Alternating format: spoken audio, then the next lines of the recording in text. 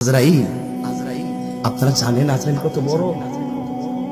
7 সমুদ্র 13 নদীর পানি মাথায় দিলে 1 ফোঁটা পানিও জমিনে পড়বে না।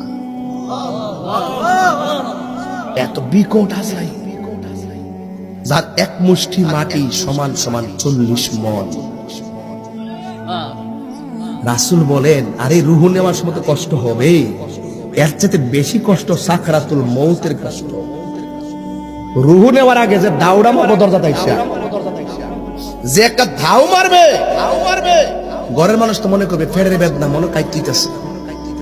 আসলে বিষয়টা এরকম না। আজরাইল ঘরের দরজায় যখন আসবে তখন পাগলের মতো হয়ে যাবে। মানুষ মনে করবে কি হয়েছে, মুখে পানি দিতেছে, ডাক্তার কাছে নিতেছে। আরে ডাক্তার কাছে নিলে কি লাভ হইব? এর সামনে তো আজরাইল দাঁড়ায় বসে। আইসে বলবে, এই তোমার রূহ এখন নিয়ে যাব। না, আমাকে একটু সময় দেন, নামাজ বাকি আছে। আজরাইল বলবে, অনেক সময় দেওয়া হয়েছিল, তুমি সময় মতো আল্লাহকে ডাকো নাই। যেই পা দিয়ে হেঁটে তুমি মসজিদে যাবে, যেই পা দিয়ে হেঁটে তুমি ইবাদতখানায় যাবে, সেই পায়ের ফেরেশতা বিদায় নিয়েছে। তুমি চাইলেই এখন আর কদম দিতে পারবে না।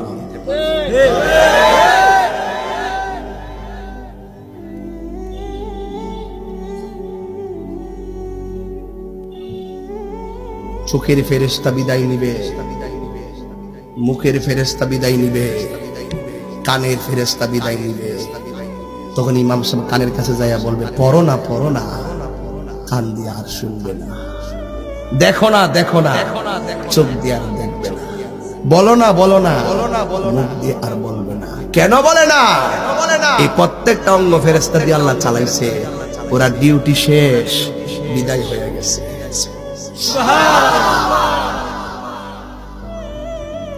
খোদা কি কসম, আমি তোমাকেই বলছি যুবক, তুমি মনে করো না তোমার বাবা মরেছে, তুমি এখনো মরার বয়স হয়নি।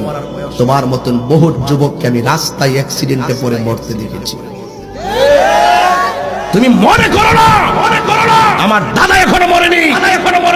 আমি বহুত সন্তানকে ছোটবেলায় ভূমিষ্ঠ হইয়া 3টা চিৎকার মেরে মরতে দেখেছি।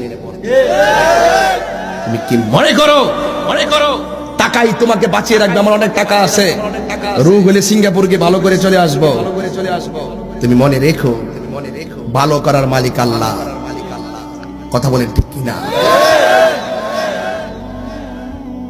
টাকা তোমাকে প্রোটেকশন দিবে না, তোমার ক্ষমতা তোমাকে প্রোটেকশন দিবে না, তোমার পজিশন তোমাকে প্রোটেকশন দিবে না।